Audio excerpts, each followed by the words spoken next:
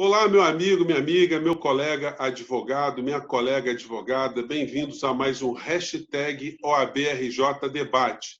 E hoje nós temos um programa muito especial para vocês, para mostrar que a nossa OAB aqui do Rio de Janeiro, os seus conselheiros, os seus diretores, estão no meio dessa pandemia, mas mantendo o equilíbrio e cada vez mais encontrando alternativas para a advocacia, para a nossa profissão, enfim. Quanto mais nós tivermos pessoas envolvidas em soluções, melhores serão os horizontes. Eu queria começar, então, dando as boas-vindas para o doutor Luciano Bandeira, ele que é o presidente da nossa ordem aqui no Rio de Janeiro. E, doutor Luciano, muito obrigado por estar aqui com a gente. E eu pergunto logo de cara, no meio dessa pandemia que a gente está vivendo, como tem que ficar o advogado emocionalmente e como ele deve estar preparado profissionalmente para esse pós-Covid?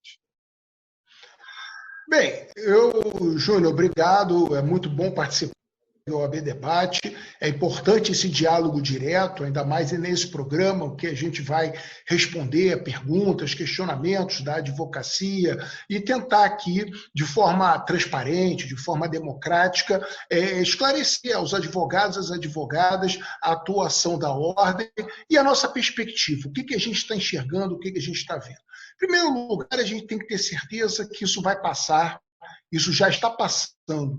Tá? Então, eu tenho certeza que todos nós, preservando a nossa saúde, seguindo as orientações sanitárias de preservação da nossa saúde, nós vamos estar fortes e prontos para enfrentar o que vem pela frente. E digo para você com muita tranquilidade que a advocacia vai estar ainda mais forte, porque a perspectiva da sociedade em relação às advogadas e os advogados é muito positiva e essa atividade, a nossa atividade profissional, vai ser indispensável.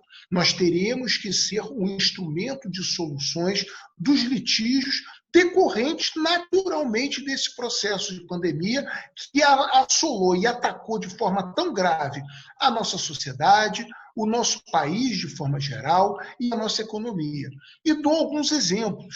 A gente precisa ver que nessas profundas alterações que nós tivemos na legislação trabalhista, com alterações até de princípios até pouco tempo inatacáveis, como a irredutibilidade dos salários, princípios constitucionais, nós tivemos alterações através de medidas provisórias que viraram lei, recomposição, redução de jornada, suspensão de contratos de salário. Tudo isso vai ser certamente levado ao crivo do Poder Judiciário, do Judiciário Trabalhista, e também não só as negociações coletivas entre sindicatos e de categorias profissionais, empregadores, ou as individuais que agora são permitidas. Tudo isso nós vamos depender de advogados e advogadas. Então vai ter muito trabalho, muita atuação. Eu não preciso nem falar na área de recuperações judiciais, e uma única recuperações judiciais produz uma infinidade de demandas acessórias. Em tudo isso, a gente vai precisar da atuação de advogados e advogadas. No mercado imobiliário, nas grandes transformações que nós vamos experimentar nesse momento no mercado imobiliário, as revisionais, as renovatórias, as ações de despejo, as suspensões dos contratos, a discussão de valores, tudo isso, inclusive com a atuação de advogados e advogadas na mediação, ou seja, como instrumentos de solução, de buscar soluções de forma mais rápida. E aí, em outras áreas também, se a gente for para a área da Justiça Federal, na área previdenciária, nós tivemos uma alteração muito profunda na legislação com a reforma do ano passado e já estava ocorrendo uma demanda grande desses questionamentos e agora, naturalmente, no momento de dificuldade, no momento em que buscamos ainda mais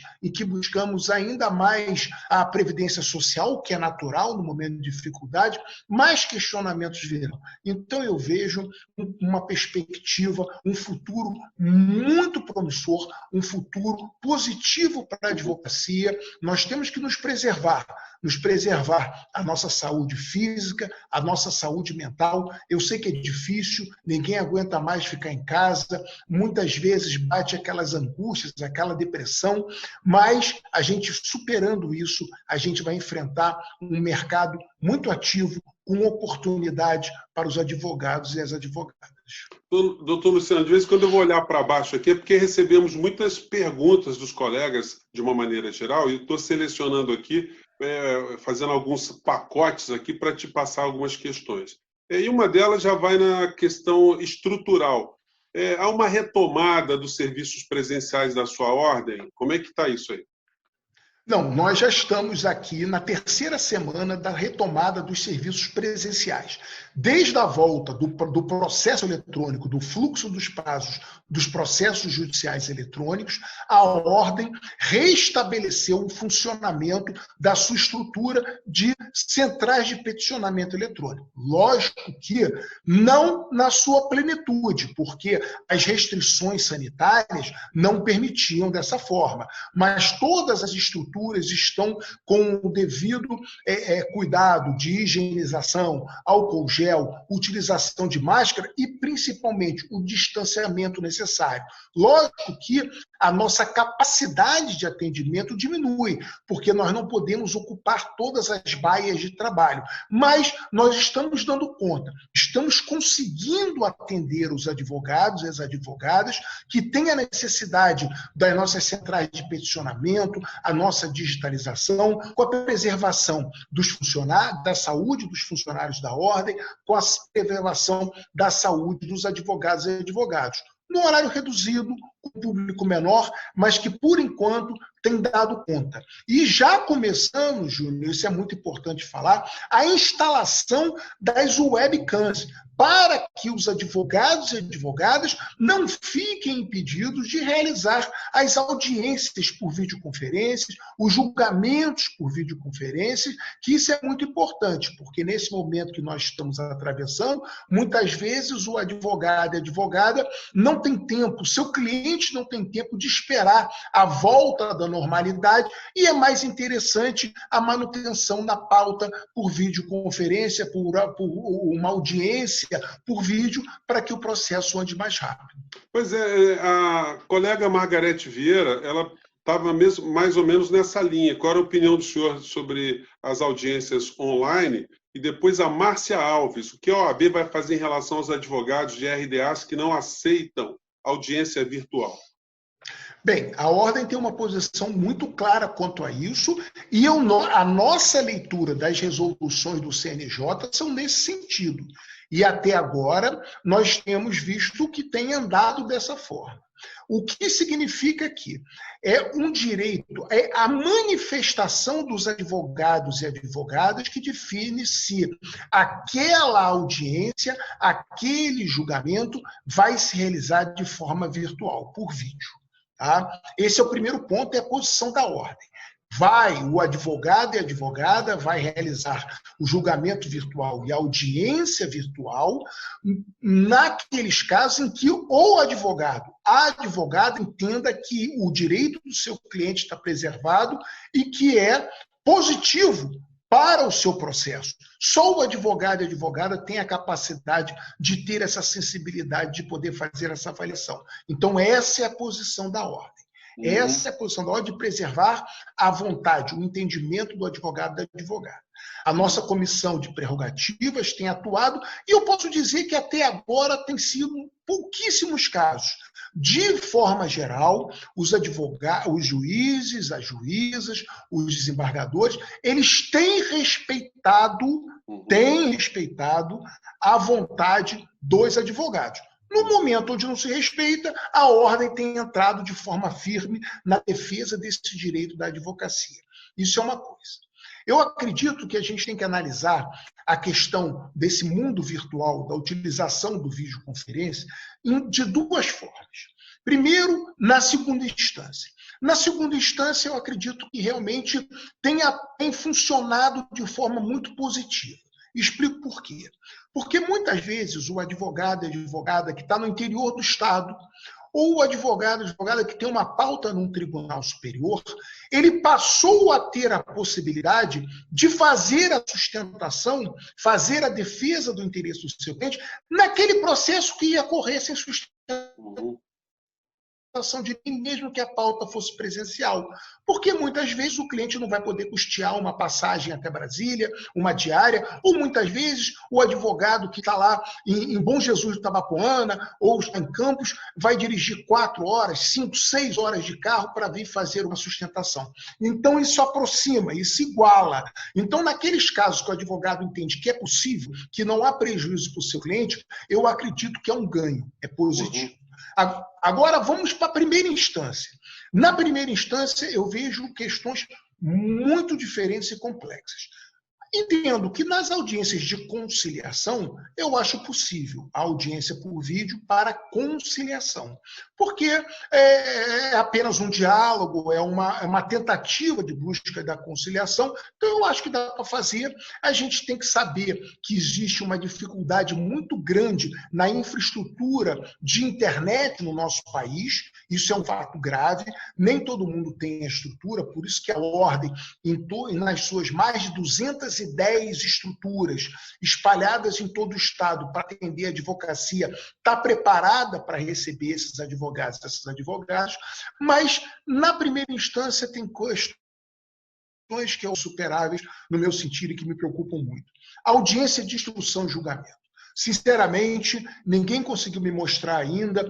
Eu participo, essa semana vou participar de algumas experiências em audiências de instrução junto aos tribunais, o Tribunal de Justiça, o Tribunal do Trabalho, para a gente ver esse ambiente como funciona, mas eu acho muito difícil quando você tem a oitiva de testemunha. Primeiro, a impressão pessoal do magistrado ela fica muito prejudicada na audiência por vídeo, na oitiva de testemunha. Eu acho isso muito difícil de superar. A presença física. Como é que vai se controlar? Vai se saber que aquela testemunha, apesar de a câmera estar ali, alguns já me falaram, não, é só rodar a câmera. Tudo bem, roda a câmera e depois bota ali um texto na frente e aquela testemunha vai ler aquele texto.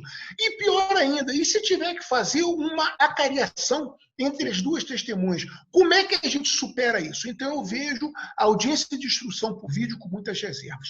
Da mesma forma na área criminal.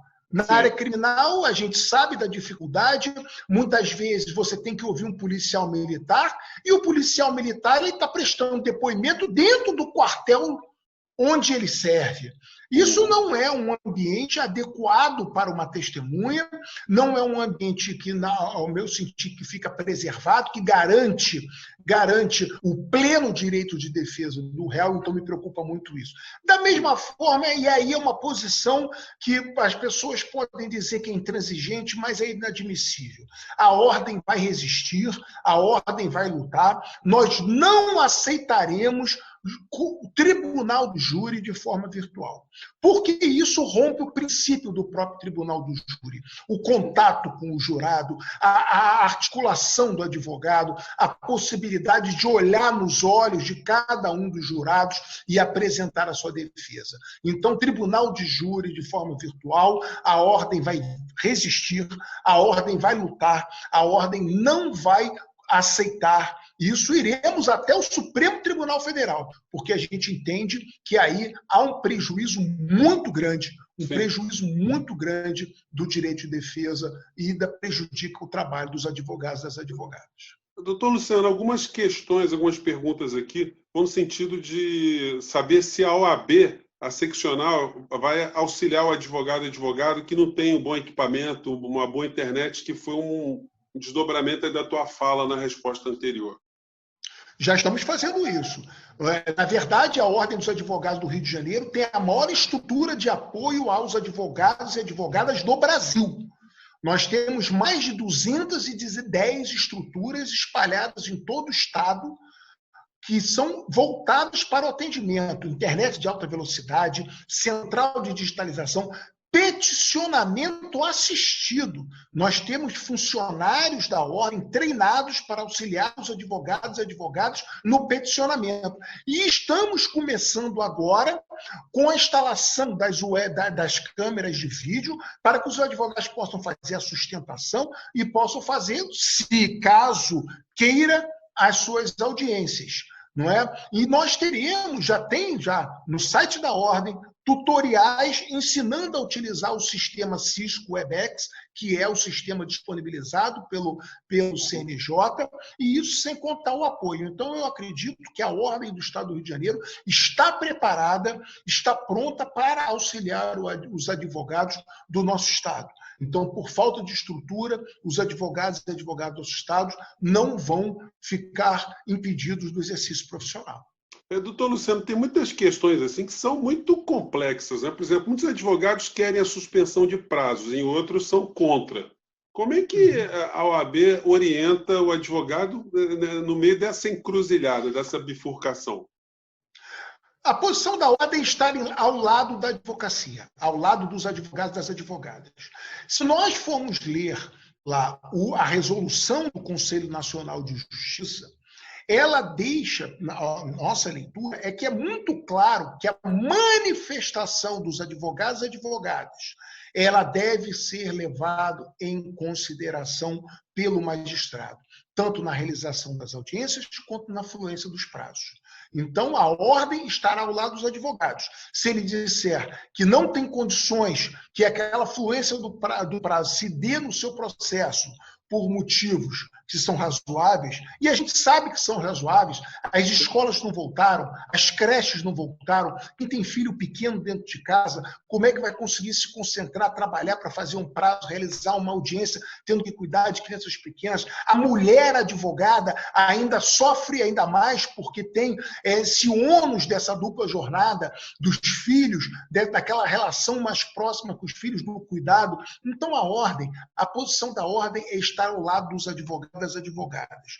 Quando os advogados e advogados se manifestam e dizem eu não tenho condições e há, eventualmente, um indeferimento, né, ou não reconhecimento dessa manifestação, a ordem entrará no processo defendendo a posição do advogado, da advogada, garantindo a ele o livre exercício profissional e garantindo que o seu cliente não tenha perecimento do direito.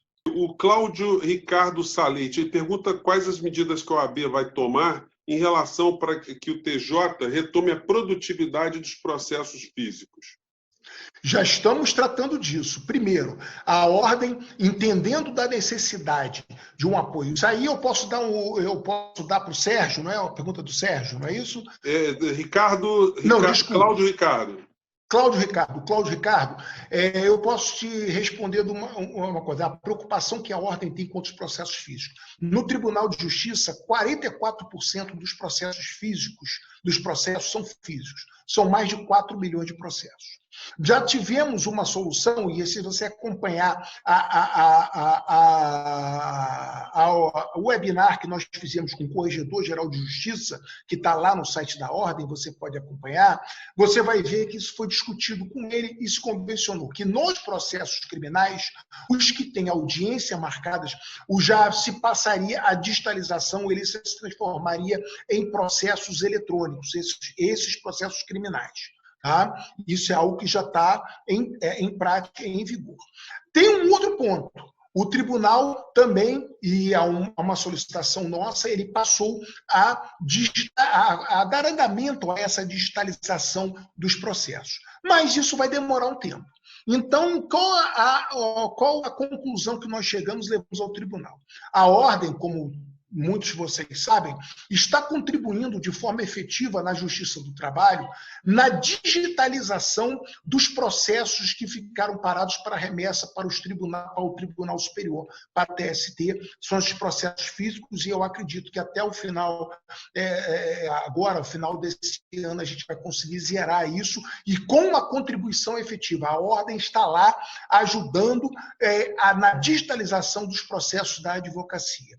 Então, uma solução que foi aceita pelo Tribunal de Justiça, uma sugestão da ordem, é no sentido do quê? Ou é o seguinte sentido: os advogados poderão digitalizar os seus processos. E esse processo, o tribunal vai ter que aceitar essa digitalização. Lógico, vão ter regras que vão ser divulgadas agora, a forma da formatação, e a partir daí o processo se torna eletrônico, então a gente não tem que esperar e o processo passa a ter uma fluidez mais rápida. A ordem, com a sua estrutura, vai estar auxiliando os advogados nesse processo de digitalização. Então, eu acredito que a gente vai avançar. Lógico que o Tribunal de Justiça tem que fazer a sua parte. A responsabilidade principal é do tribunal. Mas a gente também não pode deixar os advogados e as advogadas sem a estrutura necessária e com seu processo atrasado, porque ele não foi digitalizado ainda. Então, a ordem vai estar ao lado da advocacia, ajudando nessa digitalização. Mais uma pergunta aqui do colega André Aires. Aí ele entra numa situação, eu acho que é bem espinhosa também. Caso um advogado tenha uma audiência telepresencial de instrução marcada e o advogado contraia a Covid-19 e ele solicite uma redesignação, o que a OAB pode fazer se o juiz não deferir? Enfim, a OAB tem como entrar numa questão como essa, doutor Luciano? Não só tem como entrar, como já está entrando. Como eu disse, nós não tivemos ainda muitos casos, tá? Os juízes têm compreendido e têm aceitado a justificação dos advogados. Tá? Eles têm aceitado. Ainda mais no caso desse de Covid, que é uma evidente impossibilidade. Mas, nos poucos casos que têm chegado, onde os magistrados não estão aceitando essa manifestação, que a gente entende, a ordem entende, que pela leitura da própria resolução do Conselho Nacional de Justiça, a manifestação dos advogados e das advogadas deve prevalecer. A ordem entra, sim, no processo, auxiliando aquele advogado, inclusive impetrando mandado de segurança, recorrendo, tomando as medidas necessárias ao lado daquele colega. Nenhum colega ficará sem o apoio da ordem. Pô, muito importante mesmo. Doutor Luciano, Laura Johnson Barbosa pergunta se haverá curso para advogados sobre audiências virtuais. A gente sabe que tem muita gente que está antenada com isso dentro da própria OAB. Tem algumas diretorias que estão preocupadas em fazer tutoriais, informar, enfim, advogados mais experientes, auxiliar os menos experientes. Mas como é que a gente responde a Laura Johnson? Bem, Laura, é isso que eu digo. Todos os advogados e advogadas têm que ter o hábito de acompanhar o site da ordem, por dois motivos. Primeiro, no site da ordem a gente tem uma área lá que é denominada Covid-19 e ela diz, atualizada diariamente, tem todas as informações dos tribunais, atos relativos à Covid-19, prazo, tudo, tá todas as informações ali de forma de acesso rápido. Segunda coisa, no site da ordem você tem acesso livre e gratuito a mais de 2.000 horas palestras, de aulas, de cursos totalmente gratuitos. Cursos de alta relevância com ministros do Supremo, tribunais superiores, professores, grandes advogados, está tudo ali disponível. E a nossa diretoria de inclusão digital, com a Maria Luciana, que é uma grande especialista no assunto, já está lá no site da ordem um tutorial do Cisco WebEx, que ensina a utilização, mostra como é que funciona. Agora, lógico, assim que a gente puder ter o presencial novamente, nós também teremos cursos presenciais. Mas, se os advogados procurarem no site da ordem, vocês vão achar um tutorial que explica tudo ali como é que funciona as audiências virtuais.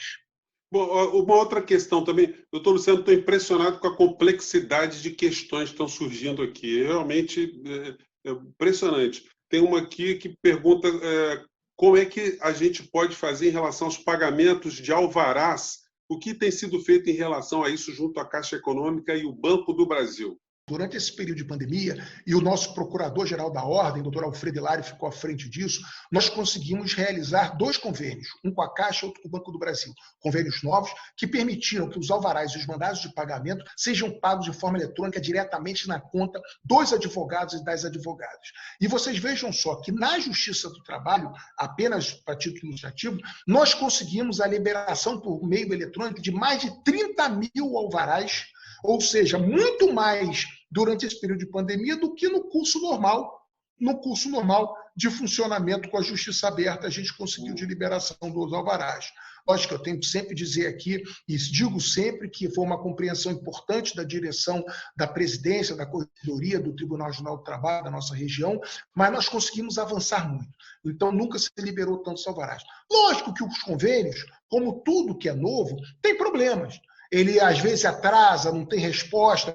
Por isso que é muito importante que os advogados e as advogadas, quando bota lá, cadastra, e tem um pedido de alvará e mandado de pagamento, que demorou ali, passou ali de 7, 8 dias, e não recebeu o dinheiro na sua conta ainda, o alvará na sua conta, deve procurar a ordem, porque aí a gente já entra em contato e ver por quê. Porque às vezes faltou um documento, faltou uma peça, alguma coisa que é de uma exigência burocrática desses bancos, e por isso que não foi pago ainda. Mas digo para vocês que 99% dos casos nós temos resolvidos e os números mostram por si só. O número de alvará pagos, os números mandados pagos também. Eu sei que no primeiro mês de funcionamento desse novo convênio com o Banco do Brasil, nas primeiras semanas, nós tivemos mais de 2.000 mandados de pagamento feitos de forma eletrônica, diretamente na conta dos advogados do Banco do Brasil. Então está evoluindo. Tem, lógico, às vezes atrasa tem um problema, mas vocês têm que procurar. Não adianta ficar um mês depois do pedido sem receber o mandado e não falar nada com a ordem, que a gente não vai ter como ajudar. Então passou ali 7, 8 dias, uma semana, não caiu 10 dias, procura a ordem. A gente vai entrar em contato e a gente vai solucionar isso. Doutor Luciano, uma coisa muito bacana aqui que eu estou percebendo no nosso papo hoje é que normalmente a gente faz programas muito institucionais, né? Falando de temas muito abertos, enfim. E hoje está quase sendo uma prestação de serviço ou prestação de contas para com a classe, né? Está sendo muito interessante, eu estou vendo algumas perguntas aí, e aí mais um abacaxi para o senhor descascar. A crise econômica agravada pela pandemia atingiu muitos advogados que se encontram em dificuldade. Como é que fica a anuidade desse ano? Pergunta de 2 advogados, do T.A. Camper e João Henrique Moraes Rosa. Bem, o que eu posso falar para eles é o seguinte: a gente já postergou o pagamento, retirou qualquer multa, qualquer juros, adiamos o pagamento por 3 meses para ajudar os advogados. Agora, existe uma coisa também, a ordem, ela não tem nenhuma outra fonte de financiamento, a ordem não tem verba pública, a ordem não tem, como CREA, por exemplo, licença de obra, não tem nenhuma outra fonte de financiamento. Tudo que a ordem faz, ela é custeado pela anuidade. Nós temos praticamente quase 800 funcionários que atendem os advogados em todo o estado do Rio de Janeiro, não é? Nós temos 210 pontos de atendimento aos advogados, nós temos toda a estrutura da advocacia. Nós não temos como, senão seria... Se eu dissesse para o advogado agora que eu posso não cobrar a anuidade, o advogado tinha que me perguntar, então por que você não reduziu a anuidade antes? Você pode ficar sem esse pagamento. O que a gente tem feito, lógico, a gente tem feito o apoio da Caixa de Assistência para os advogados em situação de vulnerabilidade, isso tem sido feito, o retardamento do pagamento desses valores, o compromisso de não ter aumento da anuidade e também o parcelamento, o desconto, tudo isso está sendo examinado. Eu tenho certeza que os advogados e advogadas, eles não vão ficar sem exercer a sua atividade por causa da anuidade. A gente vai discutir juntos, buscar fórmulas de alongamento desses pagamentos, de diluição, sem juros, sem multas, sem nenhum acréscimo, para que todo mundo possa estar em dia. Agora, realmente, nós não temos como deixar o funcionamento de toda essa estrutura da ordem dos advogados sem o custeio da anuidade, porque a independência da ordem de todos os poderes, tanto do legislativo, do executivo, do judiciário, impõe esse ônus. Nós não temos verba pública, nós não temos nenhuma outra fonte de custeio. Sim. Olha, outra pergunta, doutor Luciano, é de Tatiane Velasco. Ela pergunta qual a posição do senhor em relação aos próximos exames da ordem? Será que ainda vão acontecer em 2020? Olha, o exame da ordem é realizado pelo Conselho Federal. O que tem se discutido lá no Conselho Federal é a realização de exame da ordem também, talvez aí final de agosto, início de setembro. Só que nós temos uma necessidade que existam condições sanitárias que permitam. Agora, a vontade da ordem é de realizar exame ainda esse ano. Sim, doutor Luciano, uma outra questão também relacionada à qualificação profissional. O colega aqui ele entrou na internet e ele viu que a OAB está fazendo um convênio muito importante com a Universidade de Coimbra. Como é que é essa história aí? Como é que se pode ter mais informações sobre esse tema? Buscando o site da Ordem, lá tem todas as informações, e é muito importante que esses convênios com Coimbra são sorteadas bolsas para os alunos. Então, no último curso do ano passado, no início desse ano, na verdade, que foi do ano passado, mas que começaram no início desse ano, nós, salvo engano, nós tivemos 10 alunos que ganharam bolsa integral para esses cursos em Coimbra. Isso é muito importante, esse intercâmbio, o aperfeiçoamento profissional, ele é fundamental. Para vocês verem, esta semana a ESA começou com uma estrutura de 2 vezes por semana, vai continuar direto, vão ser 75 horas diretas, gratuitas, de lives discutindo temas do direito, temas atuais de direito com grandes professores. Isso está lá, disponível para vocês de forma gratuita e vocês podem usufruir. Então, é criar o hábito, consultar o site da Ordem, consultar o site da ESA, porque assim vocês vão ter acesso a muita informação e muita coisa que vai contribuir na formação e na evolução profissional e na evolução acadêmica de todos vocês.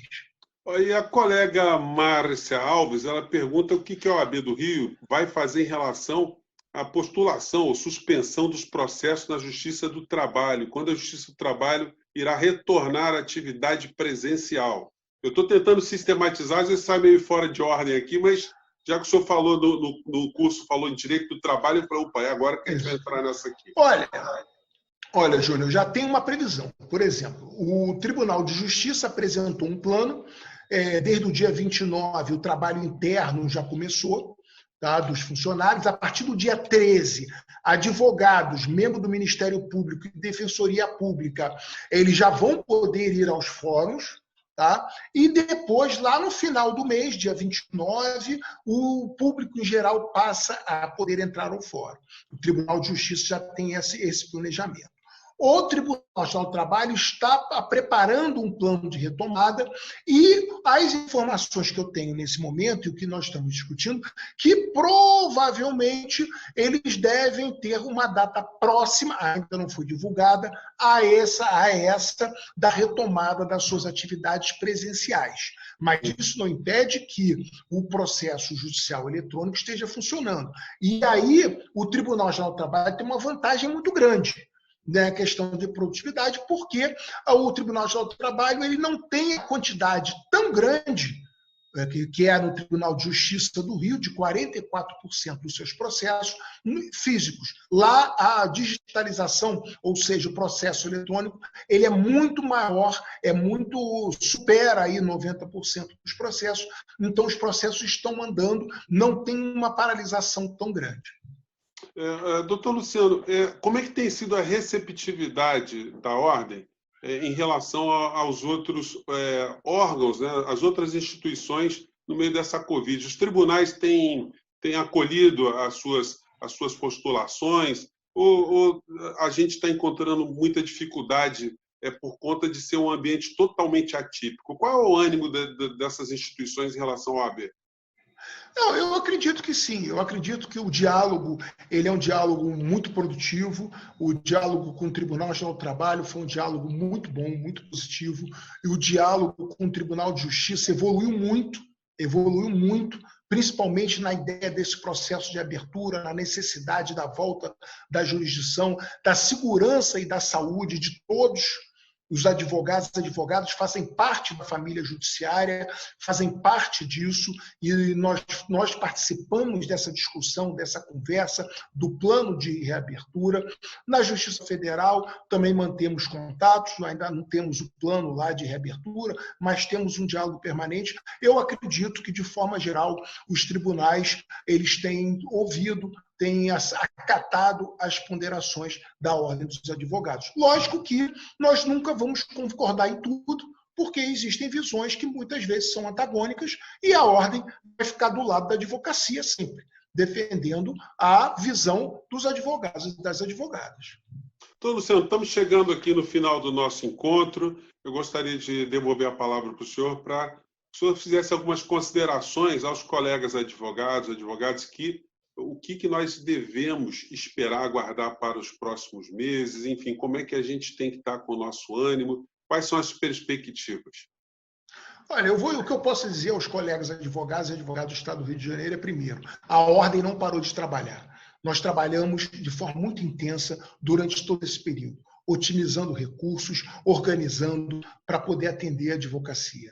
Nós temos uma estrutura muito grande, mas uma estrutura que é feita para vocês. É uma estrutura que está lá para garantir que os advogados e as advogadas vão ter o pleno exercício profissional, a defesa de prerrogativas, a estrutura, a Casa Celso Fontinelli, a Causa da Gomes Freire, a Paulo Sabota da Gomes Freire, as 210 estruturas em todo o Estado, as 63 subseções, são os nossos 800 funcionários dedicados, prontos para cada um de vocês. Nós estamos trabalhando, estamos atendendo. E digo para vocês, a minha visão e a visão de todas as pessoas do meio jurídico com que eu converso é de uma perspectiva muito positiva para a advocacia. Nós vamos ser fundamentais, advogadas e advogados, na recuperação, na reconstrução do nosso país. Tenho certeza que a gente vai atuar, seja na mediação, nas soluções alternativas de conflito, na negociação, atuando como um intermediário na defesa do direito do nosso cliente, ou seja, até mesmo na judicialização, nós seremos, mais uma vez, fundamentais para o nosso país. Então, a visão é positiva, nós vamos ter muito trabalho, vamos precisar de muitos advogados e muitas advogadas para reconstruir o nosso país. Tenho certeza disso. Doutor Luciano, muito obrigado. A gente espera que essa nossa experiência de hoje ela se repita outras vezes, porque foi muito útil para o advogado e advogada que estão nos acompanhando agora. E o nosso programa fica na rede, fica no site da OAB. Eu quero pedir a vocês, inclusive, para que mandem suas críticas, suas sugestões, seus recados, os nossos endereços eletrônicos, as nossas formas de contato com vocês, porque a OAB do Rio de Janeiro está cada vez mais como uma instituição de mão dupla, oferecendo muita informação e recebendo também muitas sugestões de vocês. Doutor Luciano Bandeira, mais uma vez, muito obrigado a ter vindo aqui para o nosso hashtag OABRJ Debate e até o nosso próximo encontro.